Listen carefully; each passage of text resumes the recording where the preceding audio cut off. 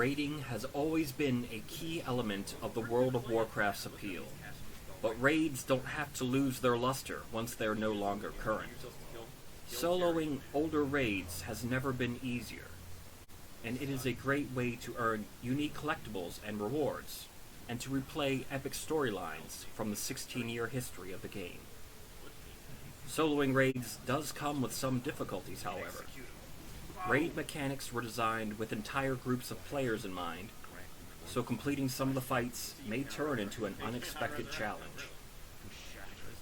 I'm the Casualhoy, and today we are reliving the glory of years past and return to a handful of raids to examine how to beat some bosses, sure to give you a headache on your first attempt.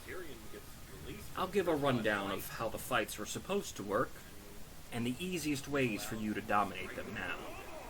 Don't forget to share this video with anyone else needing a hand.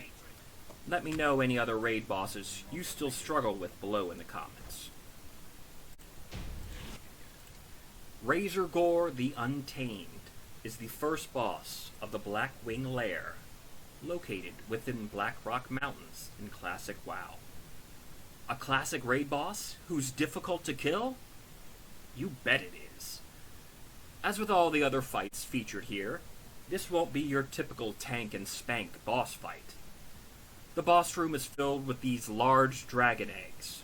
Gore sits to one side, and a small pack of dragons on the other.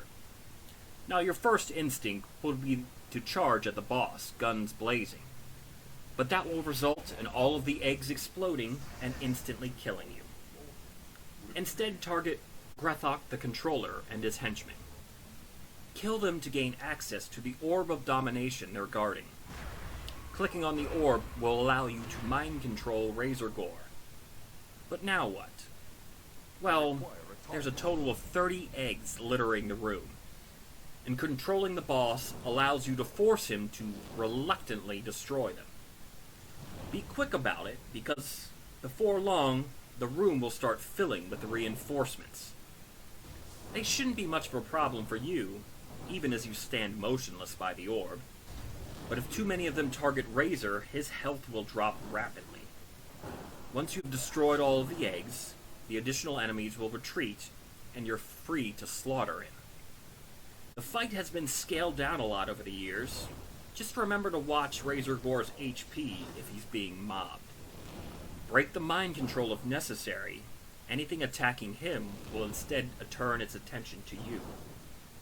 If you're fast enough, you should be able to clear half of the eggs before anything even comes out to attack you.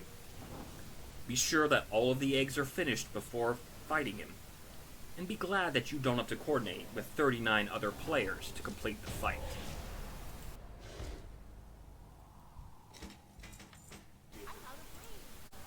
The chess event is the penultimate boss fight in the original Karazhan in the Burning Crusade. This isn't a boss fight so much as a trial of patience and luck. While it is an entirely unique fight, it was not designed with solo play in mind. The room features a giant chessboard with Alliance and Horde pieces. It's you against Medivh, and he certainly doesn't play fair. As a solo player, you can only control a single piece at a time, and there is an agonizing 10-second delay before you may use another. Unlike a normal game of chess, the pieces each have different health pools and special moves. But the AI for your team does not move your guys at all. This includes turning to face enemies, attacking them mercilessly, and is horrible when it comes to using the abilities of your units. So it's up to you to lead them to victory. Medivh won't be handicapped with the delay in switching like you, so be prepared for him to advance a lot faster. There's a lot of debate as to the best strategy when going at it alone. From a kamikaze attack aimed straight at the opposing king, to using your mage/warlock/queen, who has ranged attacks to try to shoot enemies from across the board. I thought I'd found a great and fun strategy using the Rook's area of effect attack, but even that didn't work every time. there can be a lot of luck involved, and it doesn't help that Medivh will literally cheat. He can fill your side with fire, damaging anything that doesn't move out of the blazing squares. He will also empower his pieces. Don't go toe-to-toe with the large, purple-colored empowered ones, and instead try to use the range attacks to finish them. It's a frustrating encounter. Remember, all you have to be concerned about is the opposing king. If you can lure him out and away from the healers/bishops, he becomes easy prey.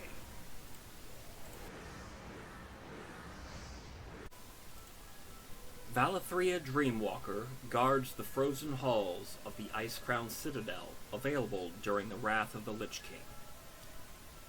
This boss actually is the easiest on the list, for the right characters.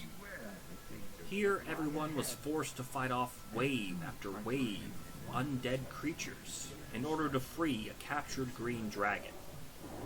It was a mad scramble, as the tanks ran to pick up the new monsters entering the fray. The DPS switched to focus down the priority targets, and all the healers had to struggle with keeping everyone alive while still concentrating on healing Vallithrea. Yes, those waves are never going to stop, because this fight is only won by healing her back to full health. This can be a problem if you're playing a character incapable of healing other friendly targets, if not downright impossible if you enter the fight unaware or unprepared. You used to be forced to complete every encounter in the entire raid before the final boss, the infamous Lich King himself, would activate. But thankfully, Blizzard allows you to skip this one. Now, she's a piece of cake for normal healers. Simply hit her with 1 or 2 heals, and the fight is complete. But what about everyone else? You can thank Professions for a couple of quick fixes. Have a tailor create a stack of bandages to apply, or get a pump-action bandage gun made by an engineer. Another very easy method, unfortunately won't be available for much longer, involves the Heart of Azeroth. Apply the Crucible of Flames to your major slot. Now any character can shoot a powerful healing beam that will do the trick. If you don't have any of these options open to you, it's no hassle to simply walk around her and continue navigating the raid. Just watch out for the elevator boss. Alright, and then boom! The Spine of Deathwing is the 7th boss of the Dragon Soul raid in the Cataclysm expansion. After a pursuit through the skies by airship, the players parachute onto the beast himself and attempt to force him to land. What's a dragon to do when that happens? Why, simply roll over and allow you to go flying to your death, of course. Deathwing's roll mechanic is triggered when an imbalance of players would be standing on one side or the other at any time during the fight. An organized raid could split up. Watch closely for the warnings, but one person by himself can't exactly do that. There are 2 ways to remain safe while soloing the fight, and it's best to familiarize yourself with both. Walking back and forth from side to side close to the center works. Just don't linger too long, and pay attention to the roll warnings. For a more passive approach, kill the tentacles sticking out of his back. Stand in the red circles left behind. A set of smaller tentacles will reach out and grab hold of you, doing negligible damage while holding you firmly in place. You can stand here all you like. Ain't nothing topping that grip strength. No, yeah. Isn't this supposed to be a fight? What are you supposed to attack up here? Well, killing the corruption tentacles will spawn 2 different things. When they first die, a larger fire elemental named Hideous Amalgamations will appear. In addition to this, there's a continuous flow of smaller, corrupted bloods. The objective of the fight is to destroy 3 of the hardened plates on Deathwing's back leading up to his head. To penetrate the plates and expose the vulnerable burning tendons underneath, you're going to have to control both of the ags. The bloods will leave behind small crimson pools when they are destroyed.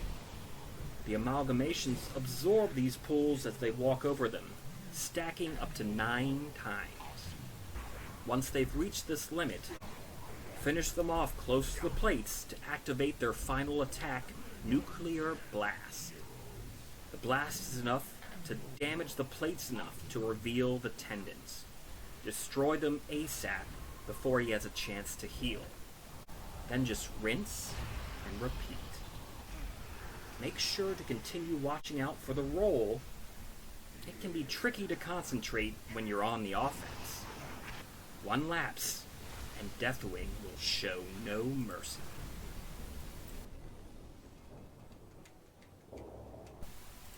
The Spoils of Pandaria is an encounter in the Siege of Orgrimmar in the Mists of Pandaria expansion. A powerful security system guarding a large chest. This fight is a race against the clock to neutralize the defenses before a giant explosion sets off and immediately kills you. On each side of the chest is 2 large rooms filled with crates of varying sizes. To progress the fight, you must activate each defense system override lever. The levers may only be pulled by opening up the boxes and killing whatever enemies are hiding inside. The different sizes produce different mobs to fight, with the larger ones containing more difficult but more rewarding monsters. Each room will have 1 of 2 themes, Mogu or Mantid. The Mantid are contained within the boxes marked with orange symbols, and the Mogu are blue. There are also green crates with special Pandarian relics. But opening them does not fill your progress bar. Only 1 room on each side is initially open, so pick a side when you start and jump in. You won't have to open every single box, so don't waste time on all of the smaller ones if there are still big ones left to open. After activating the lever, find the lift hook and click on it to escape the chamber and hoof it to the next one. There's a time limit for the encounter, but at max level, don't be intimidated by the ticking clock.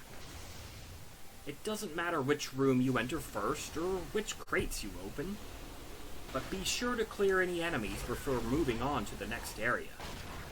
I've encountered a bug a few times. Well, the bomb will detonate if you're en route to the next room, but I was unable to replicate it this week for the video. Don't be discouraged if this happens. It may be linked to enemies still active if you're advancing too quickly. Just be sure to kill everything you release, watch for when the levers can be activated, keep an eye on the clock.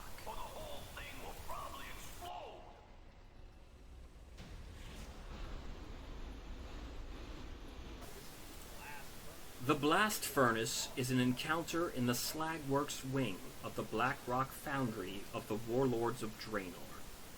Located in the massive basement of the raid, the heart of the mountain is an enormous fire elemental captured and forced to power the Iron Horde's weapon factory. Hitting any of the NPCs in the room will trigger the fight, and your first goal will be to destroy the furnace to unleash the boss within. Quickly position yourself by one of the rectangular heat regulators found on either side of the furnace. While you can't directly damage the regulators, they can be destroyed with some help from the furnace engineers. The engineers will drop a cluster of lit bombs when and where they die. Each cluster carries 3 charges. Click on them to grab one of the bombs and blow it close to the regulator. The amount of hits required to take them out varies based on the difficulty, but it shouldn't take more than 4 cycles of enemies to finish them. The engineers will spawn on both sides of the furnace, but they will always make a beeline towards you, so just stay put and wait for them to come. If they linger for too long, though, the engineers will begin to heal the regulators, so be sure to immediately kill them if they start casting repair. The other ads that spawn aren't too much of a concern, just DPS them in the downtime. Once you've destroyed one side, walk it over to the other and continue dropping bombs. After both regulators are down, the furnace will blow and out pops the heart of the mountain. Before you can begin attacking, though, 4 primal elementalists will enter and try to contain it. Finish them off, and you can finally confront the boss. It's a pretty confusing and lengthy fight overall, compounded by a stacking buff the boss will gain as the encounter progresses. As a more recent raid, it may prove a little more difficult because of the increased health and damage from everything. So long as you control the engineers, there's nothing to worry about.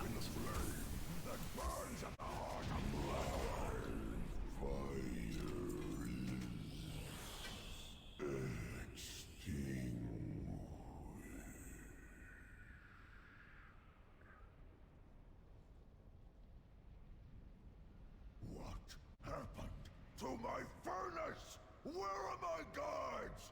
Shut these intruders